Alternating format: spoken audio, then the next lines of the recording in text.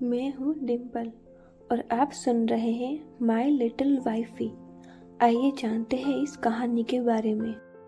और संगानी वो सिर्फ मेरी है, तुम्हें उसे मेरे लिए छोड़ना ही होगा, वह संधि जालयदे में बोला। चेहरे पर कुछ कर दिखाने वाले भाव थे। शौर्य की नींद खुली। वो अब भी वैसे ही उसके सीने पर सर रखते सोया हुआ था। चेहरे पर मुस्कान आई। उसने हल्का उठकर उसके माथे को चूमा और फिर उठकर बैठा। आरोही अब भी पूरी नींद में थी। शौर्य ने उसे नजर भर देखा। उसके बालों को संवार कर उठा। कुछ देर बाद ही वो नहाकर बाहर आया। वो अब भी वैसे ही सो रही थी। उसे एक नजर देख वो ड्रेसिंग टेबल से ड्रायर उठाकर क्लोजेट में चला गया। कुछ देर बाद ही वो ब्लैक शर्ट और वाइट शर्ट में 3 पीस सूट पहने बाहर आया। वो पूरी तरह से रेडी था। वह बेड पर सोई थी।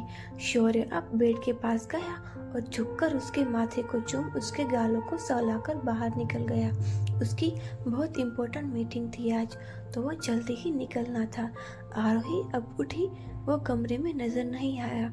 रेडी होकर वो अब नीचे आई। सुरेखा जी और स्नेहा जी हॉल में ही थी। वो भी आकर उनके पास बैठी। वो लोग अभी बातों में ही लगे थे कि विराट किसी लड़की के साथ आता हुआ नजर आया। सबकी नजरें उस ओर गई। आरोही के चेहरे पर चमक आई। वो समझ गई कि ये प्रीति ही है। बाकी सब भी वहीं देख रहे थे। विराट के साथ एक लड़की चली आ रही थी। ब्लू कलर के प्लाजो सूट में वो प्यारी लग रही थी। काले लंबे बाल खुले हुए कंधों पर फैले हुए थे। नजरें नीचे किए हुए वो चली आ रही थी। चेहरे पर घबराहट साफ नजर आ रही थी। मोम, बड़ी मोम ये प्रीति है और प्रीति ये मोम है। ये बड़ी मोम है और ये आरोही है। आई मीन आरोही भाभी। वो सीधे सीधे ही बोला। बाकी सब अब भी कंफ्यूजन में ही उन्हें देख रहे थे। विराट कभी भी उसकी फीमेल फ्रेंड को लेकर घर नहीं आया था। हम एक दूसरे से प्यार करते हैं, शादी करना चाहते हैं। वो इतना सीधे सीधे और आराम से बोला कि सब एक पल को देखते ही रह गए। इवन प्रीति भी उसका मुंह फट कर अंदाज देखकर उसे घूरने लगी। वो तो है ही ऐसा मुंह फट कहीं का। बेटा तुम यहाँ आओ, बैठो मेरे पास। नेहा जी विराट को घूरती हुई बोली तो प्रीति अब जाकर उनके पास बैठी। वो अब भी थोड़ी सहमी सहमी सी ही लग रही थी। रिलैक्स यार प्रीति, फिकर नॉट। यहाँ सबको देखकर लग रहा है कि किसी को कोई प्रॉब्लम नहीं है इस रिश्ते से। आरोही बोली तो सब उसे घूरने लगे। बदले में उसने दांत दिखा दिए। उसे देखकर प्रीति हल्का मुस्कुराई। अच्छा बेटा, आपके परिवार में कौन कौन है? सुरेखा जी ने पूछा तो प्रीति उन्हें बताने लगी। जी मम्मा, पापा, एक छोटा भाई और मैं, वो बोली। कुछ देर बात करके वो विराट के साथ ही निकली। बाकी सब भी उसे देखकर खुश थे। आपको पता है आज क्या हुआ? वो जैसे ही वॉशरूम से फ्रेश होकर आया, आरोही बोली। वो उसके इंतजार में ही थी। क्या हुआ? शौर्य बेड पर बैठता हुआ बोला। आरोही भी उसकी गोद में आकर बैठी और आज जो हुआ सब बताने लगी। शौर्य उसकी बात ध्यान से सुन रहा था। उसे ये सब बताते हुए वो काफी एक्साइटेड लग रही थी। और आपको पता है सबको प्रीति पसंद आई। सब सिर्फ आप और चाचू पसंद कर ले तो हम उनके घर रिश्ता लेकर जाएंगे। मुझे क्या प्रॉब्लम होगी? शौर्य बोला। हाँ मतलब चाचू एक बार राजी हो जाए तो कुछ बात बने ना, वो बोली। आरोही की बकबक कभी अभी भी चालू ही थी कि तब तक सर्वेंट्स उन्हें बुलाने आए। दोनों अब नीचे आए। डाइनिंग एरिया में संजीदा माहौल था। शायद राजवीर जी को बात पता चली थी। विराट गर्दन नीचे किए बैठा हुआ था। उसकी हालत देख रिद्धि को हंसी भी आ रही थी और रोना भी, क्योंकि अगला नंबर उसका ही था और उसका केस इससे ज्यादा कॉम्प्लिकेटेड था। ठीक है फिर, इस वीक हम सब के साथ उनके घर हो जाते हैं, राजवीर जी अपनी भारी सी आवाज में बोले तो विराट ने झटके से अपनी गर्दन उठाई। उसे हम उम्मीद नहीं थी इतनी आसानी से वो मान जाएंगे। थैंक यू डैड, वो एक्साइटेड होकर बोला तो सब उसे देखने लगे तो वो चौंक गया। सब अब भी उसकी ओर ही देख रहे थे कि आरोही की हंसने सी आवाज आई। उसे देखकर बाकी सब भी हंसने लगे। शौर्य ने अपनी छोटी सी बीवी को देखा और गर्दन हिलाई। मैं और आरोही शादी करना चाहते हैं, अचानक से वो बोला तो सबकी नजरें उसके ऊपर आई। आज सबको हो क्या गया है? एक के बाद एक सब बम फोड़ रहे हैं। सुरेखा जी बोली। हाँ भाभी सही कह रही है। नेहा जी भी उनकी हाँ में हाँ मिलाती हुई बोली। अच्छा ठीक है शौर्य, बोलो तुम्हें कब करनी है। उसके बाद विराट की और फिर रिद्धि के लिए भी मेरी नज़रों में एक लड़का है, राजवीर जी बोले। उनकी बात सुनकर रिद्धि की नजरें अपने पापा पर गई। वो अब उठकर चली गई।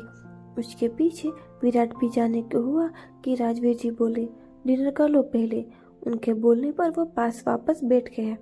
शौर्य के माथे पर भी बल पड़े। डिनर के बाद आरोही सीधा रिद्धि के कमरे में गई।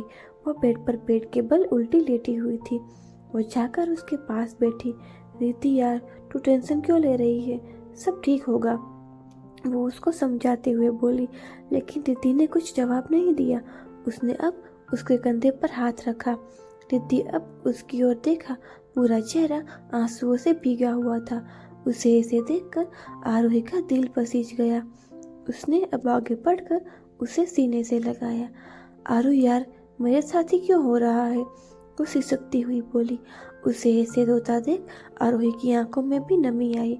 क्या हुआ है, रो क्यों रही है, अंदर आता हुआ विराट बोला। आरोही ने उसे इशारे से शांत रहने को कहा तो वो आकर उसके पास बैठा।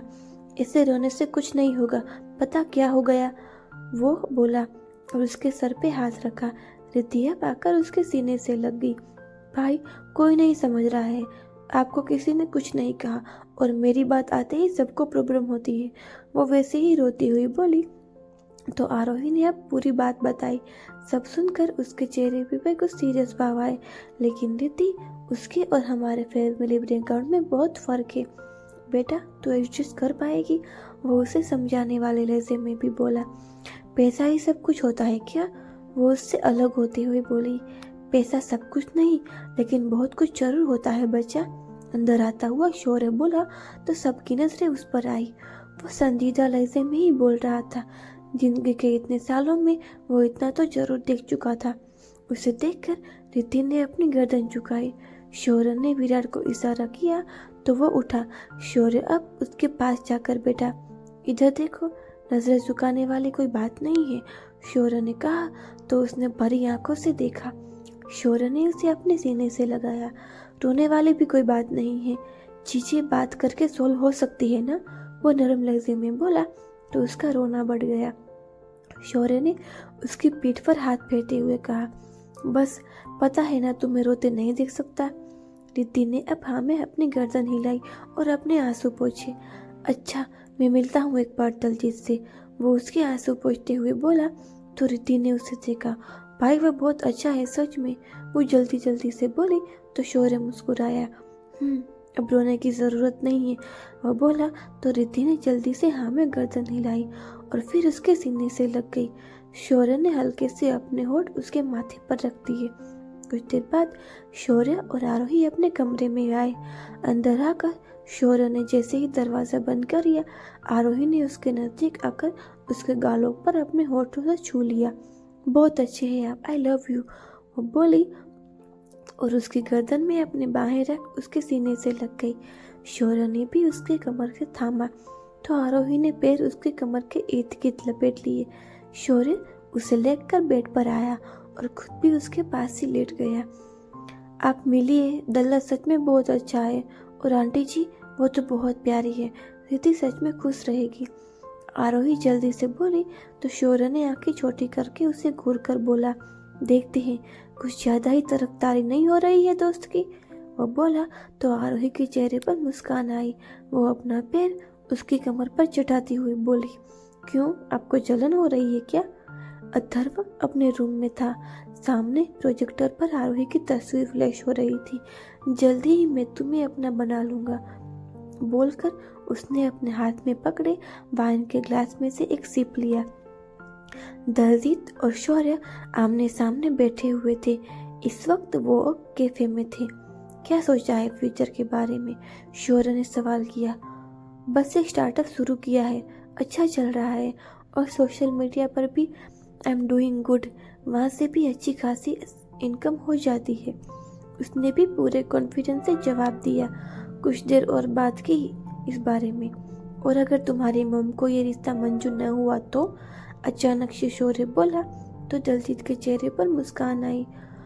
उस जमाने में भी मॉम डैड ने लव मैरिज की थी, तो उनके खिलाफ होने का तो सवाल ही नहीं उठा। और वो जानती है रिद्धि के बारे में और पसंद भी है उन्हें, उसने शांति से जवाब दिया। शौर्य के चेहरे पर कोई भाव नहीं थे। उसे देखकर पता नहीं चल रहा था कि उसके मन में क्या चल रहा है। उससे मिलकर शौर्य प्रीति के घर के लिए निकल गया, क्योंकि बाकी पूरी फैमिली वहीं थी। वो सब आज उसका हाथ मांगने गए थे। गाड़ी साइड में लगाकर वो गाड़ी से उतरा। उसके घर की 2 गाड़ियां पहले ही वहां मौजूद थी। एक मिडिल क्लास एरिया लग रहा था। गली में लाइन से सारे घर थे। आसपास देखता हुआ वो अब एक घर के गेट के अंदर घुसा। सबकी आवाज ऑलरेडी आ रही थी। वो अब अंदर आया। छोटा सा हॉल था। बाकी सब भी वहां पर एडजस्ट होकर बैठ चुके थे। उन सबको देखकर वो थोड़ा अनकंफर्टेबल फील कर गया। आरोही, जो विराट के पास सोफे पर बैठी थी, वो अब उठी और शौर्य को वहां बैठने का इशारा किया और खुद उसके पास ही सोफे के हैंडल पर बैठ गई। नमस्ते बेटा, स्वागत है आपका।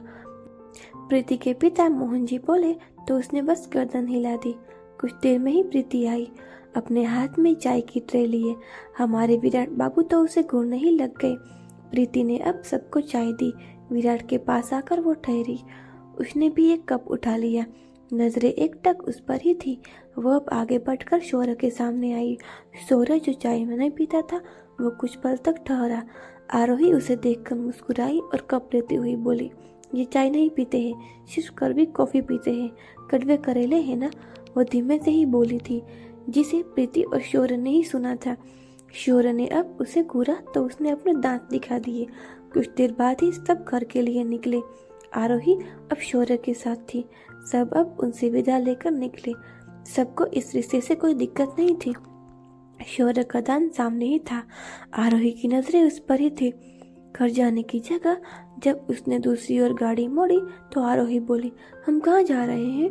वो बोली तो शौर्य ने उसे एक नजर देखा और फिर सामने नजर करता हुआ बोला, चल जाएगा पता, वेट। आरोही ने उसे नजर पर देखा और मुंह बनाती हुई बोली, बड़े आए, बताइए ना। उसे घूरती हुई वो बोली तो शौर्य ने कोई जवाब नहीं दिया। आरोही ने अब अचानक से उसकी कॉलर पकड़कर उसको खींचा तो शौर्य चौंका। क्या कर रही हो? ड्राइव कर रहा हूं ना मैं, वो कुछ सख्ती से बोला। आरोही ने उसका कॉलर तुरंत छोड़ दिया और पीछे हो गई।